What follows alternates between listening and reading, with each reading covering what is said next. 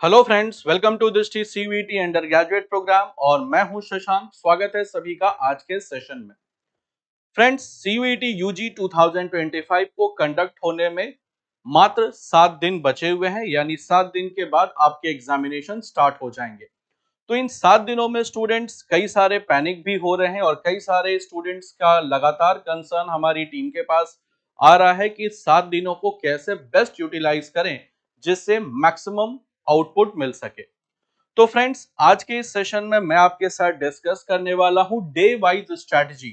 7 दिनों की day wise strategy की किस तरीके से इन 7 दिनों को आपको ऑप्टिमम वे में यूटिलाइज करना है जिससे मैक्सिमम आउटपुट मिल सके आपको। और ये 7 दिन बहुत ही क्रूशियल हैं। रीजन ये है फ्रेंड्स कि इस समय बहुत ज्यादा पैनिकनेस अपने चरम पर होती है। कई सारे स्टूडेंट्स एंजाइटी के भी शिकार हो जाते हैं और कई सारे स्टूडेंट्स को ऐसा लगता है कि अभी तक मेरी तैयारी कंप्लीट नहीं हुई है, थोड़ा और टाइम मिल जाता और अच्छे से कर लेते। लेकिन जो नेशनल टेस्टिंग एजेंसी है वो एग्जामिनेशन एकदम अपना समय पे कंडक्ट करवाने वाली है। तो ध्यान रखिएगा फ्रेंड्स कि इन 7 दिनों को किस तरीके से बेस्ट यूटिलाइज किया जा सके जिससे मैक्सिमम आउटपुट मिल सके। तो चलिए डे वाइज स्ट्रेटजी को डिस्कस करते हैं कि इन 7 दिनों को किस तरीके से बेस्ट यूटिलाइज करना है। अब देखो, यहां पर मैंने आपको बताया कि मैं आपको डे बाय डे स्ट्रेटजी बताऊंगा कि इन 7 दिनों को किस तरीके से मैनेज करना है जिससे आप अपना मैक्सिमम आउटपुट ले सके। सबसे पहली बात करते हैं दोस्तों डे 1 एंड 2 की। डे 1 एंड 2 में आपको रिवाइज करना है कोर टॉपिक्स को रिवाइज करना है। और जो इसमें टारगेट सब्जेक्ट आप रखेंगे वो रखेंगे डोमेन एंड लैंग्वेज। तो डोमेन और लैंग्वेज को आपको रिवाइज करना है पहले 2 दिनों में। अब सबसे इंपॉर्टेंट है दोस्तों कि डोमेन और लैंग्वेज में सबसे पहले आपको करना क्या है कि go through the notes of each subjects most important chapter. तो हर सब्जेक्ट में दोस्तों, चाहे वो लैंग्वेज हो डोमेन हो, जिसमें कुछ चैप्टर बहुत इंपॉर्टेंट होते हैं जिससे लगातार क्वेश्चंस पूछे जाते हैं। और आप मॉक टेस्ट में भी देख रहे होंगे कि किस चैप्टर से लगातार क्वेश्चंस आ रहे हैं। तो उन सबसे पहले उन चैप्टर्स को आपको रिवाइज करना है। जो आपने नोट्स बनाया है उसी नोट्स के जरिए उन चैप्टर्स को आपको अच्छे से थॉरली रिवाइज करना है। इसके साथ साथ आपको करना क्या है कि प्रैक्टिस 2-3 टॉपिक वाइज टेस्ट। देखो, जब आप ऑनलाइन टेस्ट लगाते हो तो उसमें आपको टॉपिक वाइज टेस्ट भी मिल जाता है। तो टॉपिक वाइज आपको टेस्ट लगाना है ताकि उन टॉपिक्स पर आपकी कमांड मजबूत हो सके और कमांड मजबूत हो और आपका कॉन्फिडेंस आ सके। इसी वजह से प्रैक्टिस करना है 2-3 टेस्ट टॉपिक वाइज। साथ ही साथ दोस्तों आपको रिवाइज करना है फॉर्मूलाज, कॉन्सेप्ट्स एंड शॉर्टकट्स। तो जो भी फॉर्मूलाज हैं, जैसे आप डोमेन में आपने मैथमेटिक्स ले रखा है, फिजिक्स ले रखा है, कॉमर्स ले रखा है, तो उस कंडीशन में जो उसके फॉर्मूलाज हैं वो सब रिवाइज करना है। अगर आपका सोशल साइंस का सब्जेक्ट है, जैसे आपका पॉलिटिकल साइंस है, हिस्ट्री है, ज्योग्राफी है, तो उसके कॉन्सेप्ट्स को रिवाइज कर लिया। साथ ही साथ शॉर्टकट्स वगैरह अगर आपने कोई बनाया है, मेमोनिक्स बनाया है, फ्लैश कार्ड बनाया है, तो उसको आपको रिवाइज करना है। तो पहले 2 दिनों में आपको करना क्या है, डोमेन प्लस लैंग्वेज को थॉरली रिवाइज कर लेना है कि जो डोमेन सब्जेक्ट जो आपने चुना हो, लैंग्वेज जो आपने ऑप्ट किया हो, तो उसको थॉरली रिवाइज करना है नोट्स के जरिए। जो आपने बनाया है टेस्ट के जरिए उसको और ज्यादा बूस्टअप करना है, कॉन्फिडेंस अपना बढ़ाना है कि जितना अच्छा आप टेस्ट लगाएंगे, जितने उसमें ज्यादा स्कोर होंगे, तो आपका कॉन्फिडेंस लेवल भी बढ़ेगा। और ऑनलाइन टेस्ट का दोस्तों फायदा ये होता है कि आपको एक डिटेल्ड एनालिसिस रिपोर्ट मिल जाती है आपके परफॉर्मेंस की। तो ये 2 काम, और साथ ही साथ आपको रिवाइज करना है फॉर्मूला, शॉर्टकट्स, कॉन्सेप्ट्स, ताकि जो भी आपने पढ़ा हो वो एकदम आपके लिए पक्का हो जाए। तो पहले 2 दिनों में करना क्या है, लैंग्वेज प्लस डोमेन। अब बात करते हैं फ्रेंड्स डे 3 एंड डे 4 की। तो यहां आपको फोकस करना है जनरल एप्टीट्यूड टेस्ट पर। तो जीएटी भी बहुत इंपॉर्टेंट सेक्शन है और ये सेक्शन फ्रेंड्स ऐसा है कि इसमें स्कोर करना अपने आप में चैलेंजिंग है। 50 क्वेश्चंस आपको सॉल्व करना है, वो भी ऑनलाइन सॉल्व करना है। और मैथमेटिक्स अगर आप कन्वेंशनल तरीके से बनाने लगे तो टाइम एग्जॉस्ट हो जाएगा और पेपर अनअटेम्प्टेड रह जाएगा। रीजनिंग में भी वही बात है। और साथ ही साथ जीके में तो इस बार सोशल साइंस तो है ही, साथ ही साथ साइंस के भी पोर्शन है, प्लस करेंट अफेयर्स है। तो जीएटी अपने आप में एक वास्ट पोर्शन है। तो सबसे पहले दोस्तों इसमें आपको डे 3 एंड 4 में करना क्या है कि quantitative aptitude, logical reasoning and GK plus current affairs को रिवाइज करना है। अब आप किस तरीके से करेंगे? सबसे पहले आपको जाना है कॉमन क्वेश्चन टाइप्स में और ये तीनों में करना है। जैसे मान लीजिए मैथमेटिक्स में है तो आपने अरिथमेटिक को रिवाइज कर लिया, profit and loss, CISI, then boats and stream, इसके बाद परसेंटेज है, रेशियो एंड प्रोपोर्शन है, फ्रैक्शन वाला कॉन्सेप्ट है, तो इन सबको आपको रिवाइज करना है। इसी तरीके से लॉजिकल रीजनिंग की बात करें तो डायरेक्शन एंड डिस्टेंस है, सिटिंग अरेंजमेंट है, सिलोगिज्म है, पजल्स है, तो इनको आपको प्रैक्टिस करना है।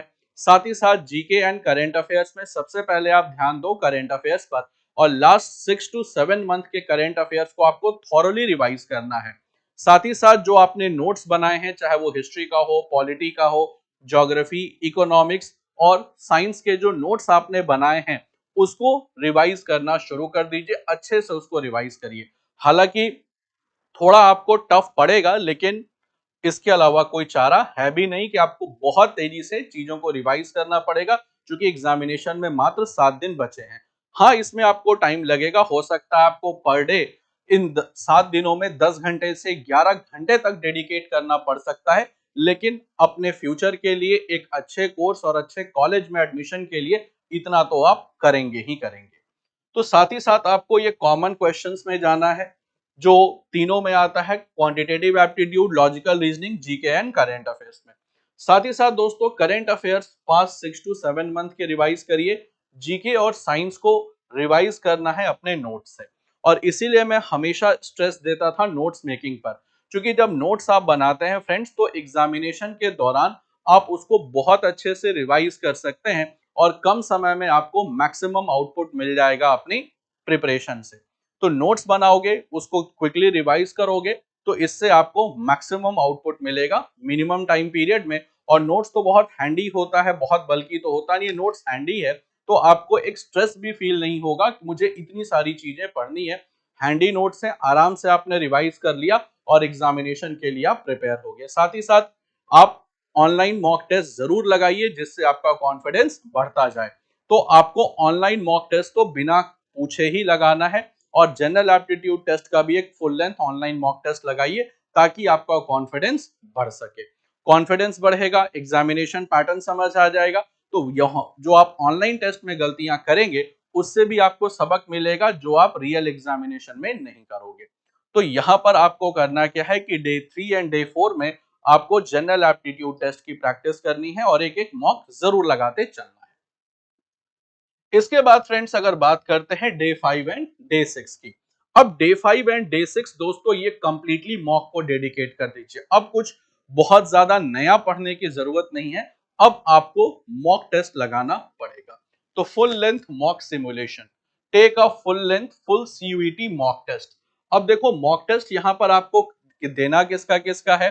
अब आपको देना है लैंग्वेज का, डोमेन का प्लस जनरल एप्टीट्यूड टेस्ट का। तो तीनों का आप मॉक टेस्ट लगाइए, चाहे वो language, domain plus general aptitude test, तीनों का आपको मॉक टेस्ट लगाना है। तो ध्यान रखिए कि तीनों का मॉक टेस्ट लगाइए, लैंग्वेज का, डोमेन सब्जेक्ट जो भी आपने चुना है और जनरल एप्टीट्यूड टेस्ट का मॉक टेस्ट लगाइए। और ये पूरा का पूरा मॉक टेस्ट लगाइए रियल एग्जामिनेशन कंडीशन में, जैसे एग्जामिनेशन में आप अटेम्प्ट करेंगे ठीक उसी एग्जामिनेशन कंडीशन में विदाउट एनी डिस्टरबेंस आपको मॉक टेस्ट लगाना है। साथ ही साथ दोस्तों practice like a real exam, मैं बार बार कह रहा हूं कि practice like a real exam. Reason is this कि अगर आप रियल एग्जाम वाली प्रैक्टिस करेंगे तो फिर एग्जामिनेशन हॉल में आपको पैनिक कम हो पाएंगे। नहीं तो कई बार क्या होता है कि हम बहुत कैजुअल इन्वायरमेंट में जब मॉक टेस्ट लगाते हैं और जब रियल एग्जामिनेशन होता है तो वहां पर कहीं ना कहीं फिर चीजों को मैनेज करने में प्रॉब्लम्स आती है। साथ ही साथ दोस्तों आपको फोकस करना है टाइम मैनेजमेंट पर। टाइम मैनेजमेंट पर इसलिए फोकस करना है क्योंकि आप देखेंगे कि आपके कंप्यूटर स्क्रीन के राइट हैंड साइड में, आपसे राइट हैंड साइड में ऊपर टाइमर चलता रहेगा जो काउंटडाउन होगा। यानी 60 मिनट्स का है तो वो डिक्रीजिंग ऑर्डर में जाता रहेगा और जैसे 0-0 होगा पेपर ऑटोमेटिक सबमिट हो जाएगा। तो यहां पर आपको टाइम मैनेजमेंट का ध्यान रखना है, किसी भी क्वेश्चन पर बहुत ज्यादा टाइम डेडिकेट नहीं करना है, किसी भी क्वेश्चन को इमोशनली हैंडल नहीं करना। अगर विद इन द टाइम बन रहा है तो ठीक है, नहीं बन रहा है तो आप क्वेश्चन को छोड़ो और आगे दूसरे क्वेश्चन पर बढ़ो।